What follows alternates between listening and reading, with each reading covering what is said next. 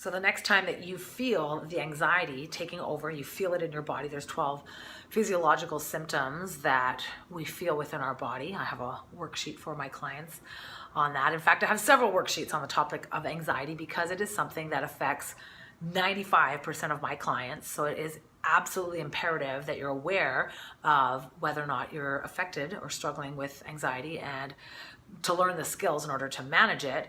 But it's really important for you when you feel that to ask yourself, like, am I actually physically, like, am I in danger right now? I'm feeling this in my body, but am I actually in danger? Or do I need to maybe reevaluate what's going on in my mind and whether or not the fear that I'm feeling is warranted?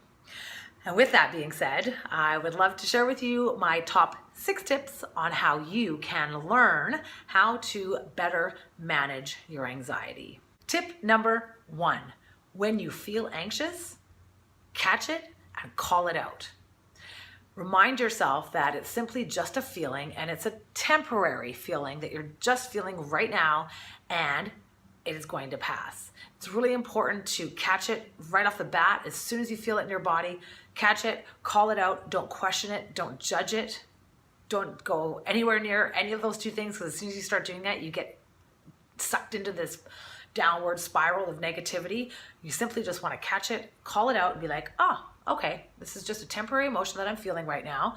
And when you do that, you are immediately giving yourself a different perspective and immediately putting yourself into the present moment, which is where all of the power is. Tip number 2, breathe. And I know it sounds so simple and so rudimentary, but I'm telling you that it is everything. The quickest way for us to get back into our body and to be in the present moment is to really focus on your breath. Really focus on counting your breaths in through your nose, out through your mouth, and do that at least 6 to 10 times until you can start to focus on the present moment again. My 3rd tip is to talk to someone. One of the biggest challenges for us women is to ask for help, is to be able to be vulnerable, put ourselves out there and say, hey, this is what's going on for me. And you know, it doesn't necessarily mean I have to talk to somebody about how anxious I'm feeling in this moment or what's going on for me. It could simply be talking about anything other than your anxiety. So I really encourage you, when you start to feel this coming over, washing over your body, is to pick up the phone and actually call somebody that you can talk to, that is non-judgmental, that's open and warm and caring and kind, and that is happy to help you distract your mind from your anxious thoughts. Tip number 4 is to listen to music. Oh my gosh, being a former DJ, this is a big one for me. And perhaps if it's not music, maybe it's watching videos on YouTube. What I encourage you to do is to create a playlist in a time when you are feeling really great. You want to have it already set up for when those times, those moments when you feel anxious, it's already ready to go. Create a playlist of your favorite songs or really relaxing songs.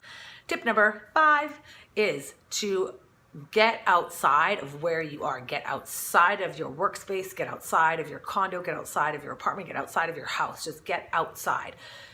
Tell yourself, I'm going for a 5-minute walk around the block to get some fresh air and to do a couple of stretching exercises. I highly, very highly recommend learning some basic yoga poses, or finding a yoga studio that really resonates with you. It took me many years to find my amazing yoga place, which I love so much. This is so huge and will have such a huge impact on how you feel. And my 6th tip is to be very aware of how much caffeine and how much sugar you consume on a daily basis. These 2 things are massive. We don't really stop and think about, okay, I'm drinking this big, huge glass of orange juice in the morning and eating cereal, or having a cup of coffee or 2 cups of coffee. Caffeine and sugar are a huge detriment to how we feel. It essentially feels like anxiety. Be very, very mindful of especially first thing in the morning, what it is that you're putting into your body.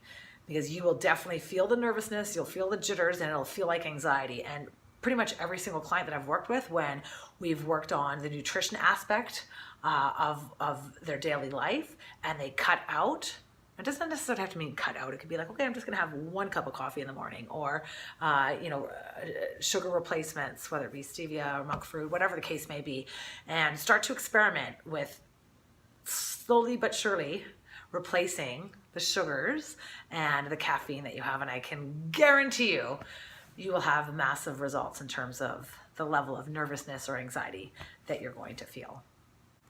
So are you ready to choose living life and to choose really creating a life for yourself that you love? And are you ready to choose to take control of your life and of your mind? Because that is what I do with my confidence coaching clients. And I would love to be the person that helps you transform your life in that way. Do remember to hit that bell, and you will be notified of all of the upcoming videos that I will be uploading to this channel. So go out there and live life fully. Have an amazing day. Bye.